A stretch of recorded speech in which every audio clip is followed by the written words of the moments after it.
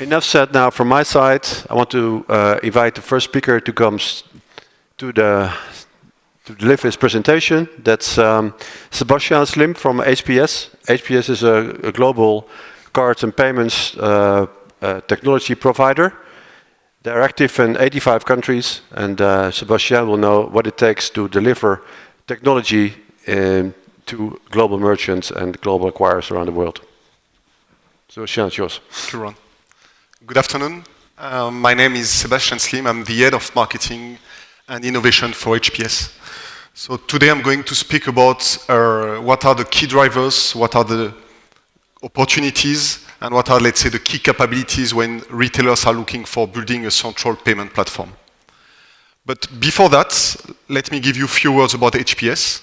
So we are a payment software company, and as Ron said, we are present in 85 countries today. We are serving retailers, issuers, acquirers, processors, and national and regional switches. Let's go first to the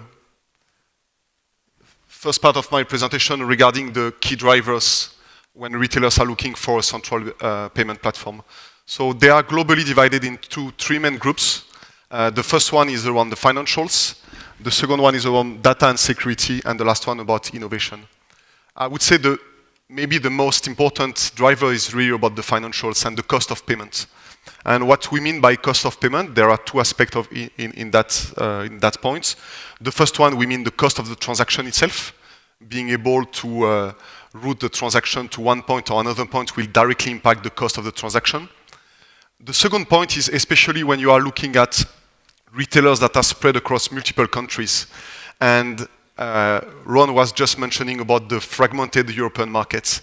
Yes, as a retailer, you need to be able to address all those markets.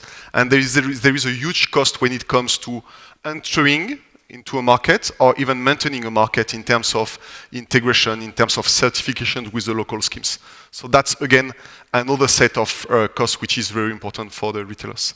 And the last one, I would say, is more like an aim for the retailers. Regarding the retailers, they have on one hand, they have the POS devices, I would say, or let's say the channels. On the other side, they have the acquirers. And clearly what they are looking for is being agnostic of those providers from the point of sale and from the acquirers. Because they will be able to save some money regarding the way to negotiate, for example, the devices, or regarding the way that they can route the transaction. All of that then drives us to the second point, which is data and security.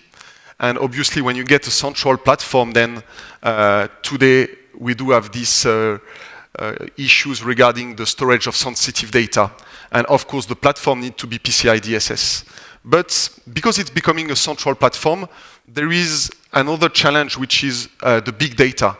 And I will come back to this point when we'll be talking about the opportunity, because I believe there is an opportunity here regarding the big data. And the last point is around innovation. And innovation is mainly being able to follow, I would say, all the new payment channels, all the new payment means that are coming every day on the market. And there is a need for the retailers to be able to innovate, so they need to be able to manage all those channels and payment means, but they also need to be able to manage their own innovation across all their channels. So when we look at the key capabilities that are required for those kind of platform, I would say I will start by the left part of the slide. Of course, we speak about omni-channel. Omni-channel means that you need to be able to manage all your channels, but it also means that you need to be able to start a transaction on one channel and end the transaction in another channel, as an example. Or you need to be able to make a purchase from channel A and reverse the transaction on channel B. So all of that is around the omni-channel. Again, this is becoming a central payment platform, so the retailers are covering multiple countries. And as I said, each country is having its own set of protocol. Each payment means can bring, again, another level of payment protocols to manage. So you need to be able, as a platform, to be able to convert all those protocols from protocol A to protocol B for different reasons. One of them is, for example, we'll be talking about Nexo on the panel, I guess. One of them is, for example, regarding the pace of implementation of Nexo on the acquiring side. So you may need to convert from one local schemes protocol to Nexo. And over time, you can switch that on both sides. And the last one, which is really related to the financial part, which is the smart and dynamic routing. There are plenty of ways to optimize the routing of the transaction. Of course, you can try to manage as much as possible on-off transactions, meaning when you have a bank A card and if this bank is also an acquirer trying to route that transaction to this bank. But it's also potentially routing to a specific scheme or to another schemes for different reasons, or to a specific acquirers in one specific country because you have been able, the retailer has been able to better manage their commissions. And of course, the last point, the platform needs to be PCI DSS. That's really a must, and it has to be also high available because it comes really a mission critical system for the retailers because it's one unique system that is managing the entire, I would say, authorizations and transactions, so it can never be done. It needs to be always available for being able to process the transactions. But the opportunities that we can get out of that, we have the two first opportunity on this slide. The first one is the customer insight. And that's really important because as a platform, you are consolidating data transactions from any channels, from any customers. So not only you are able to route those transactions, but it's also a key opportunity for the retailers to be able to analyze the data. And as an example, comparing, if you have a loyalty card, comparing your loyalty customers versus your non-loyalty customers, or comparing, let's say if you are launching a new innovation in one country, comparing the results for one country versus what's happening in another country. So customer insight is really one of the key points. Second one is regarding the value-added services, both at the payment level and also at, let's say, additional value-added services like couponing, like loyalty or whatever. And we'll see in the next couple of slides, especially regarding the increasing number of payment means, there is a key need for tokenizations in terms of protecting the merchant, let's say, infrastructure. And this is where, when you have a central payment platform, it makes life much easier to be able to implement a cross-channel tokenization platform. And the last one, on the right side, is actually, you can start connecting to the acquirers, but there is an opportunity to go directly to the schemes and basically becoming your own acquirer. So it's, obviously, it's a change of scope, but that's still an opportunity that you have once you have this platform which is set up and running.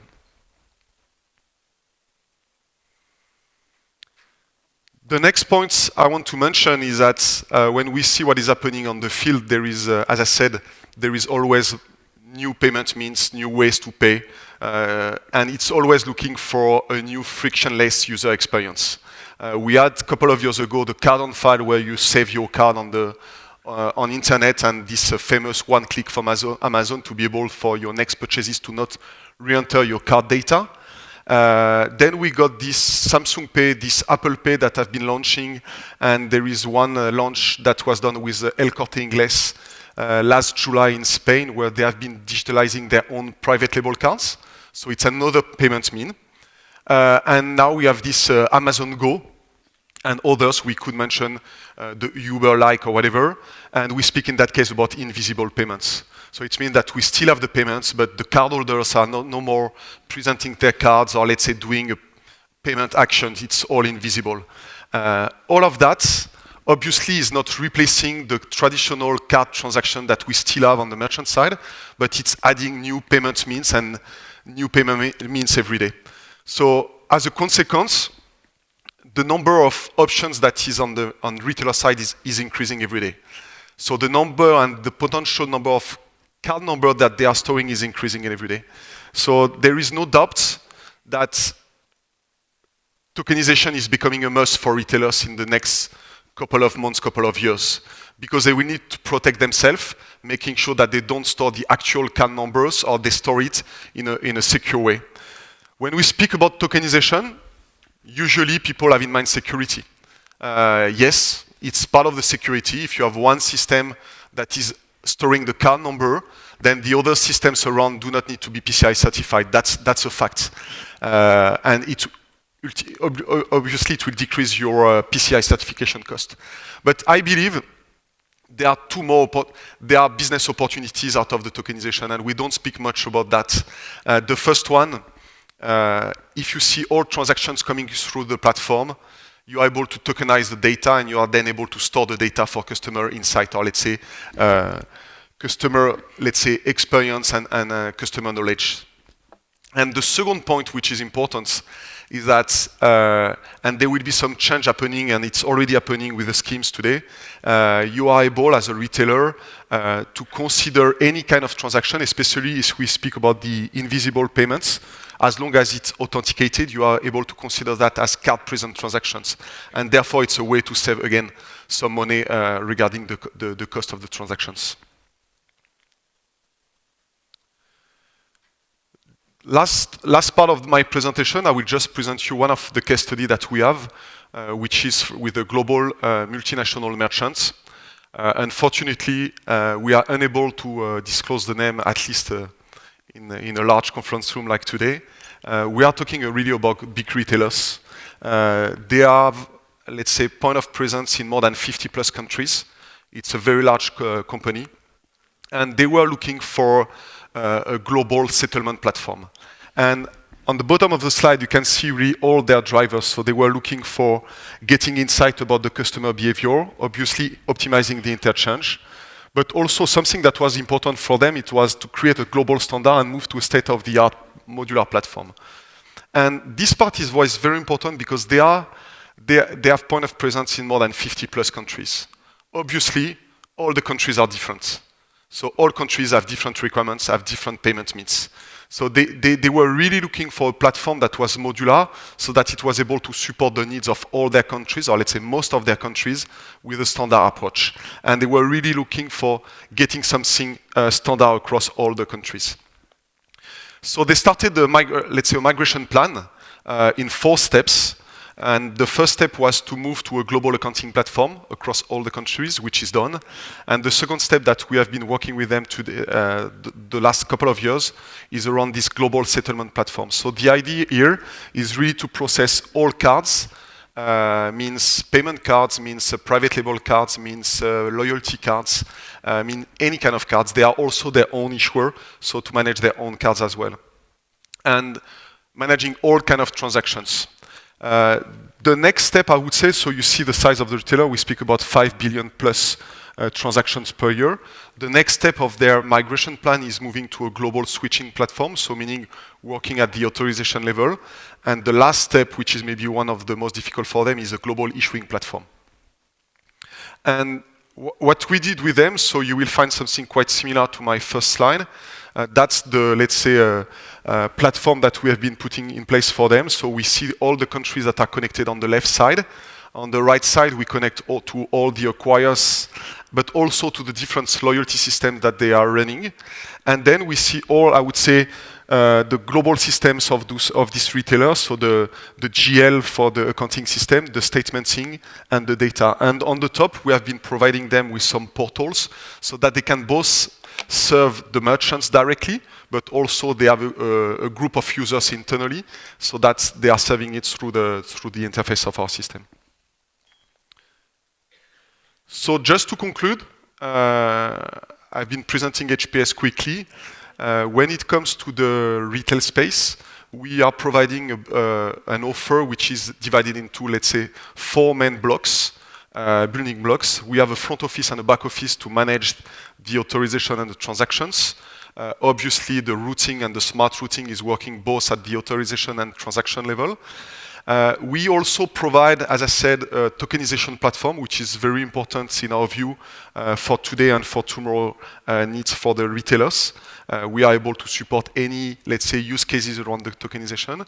And our last part is really the web portal that is able to address the entire merchant hierarchy, where we are able to provide not only the contract or the data of the merchants, but also the reporting, dashboards for the merchants. And the last piece, it establishes a kind of communication channel between the merchants and, let's say, the central platform. What is interesting at the end is that this platform can provide the pre-acquiring layer only, or the pre-acquiring and the acquiring layer for the retailers that are looking for becoming their own acquirer in the future. And the last point, we are talking about consolidating. We are part of Nexo, and this platform is obviously Nexo ready. And we are part of the ones that bet on Nexo for getting a standard across Europe and not only Europe. Thank you.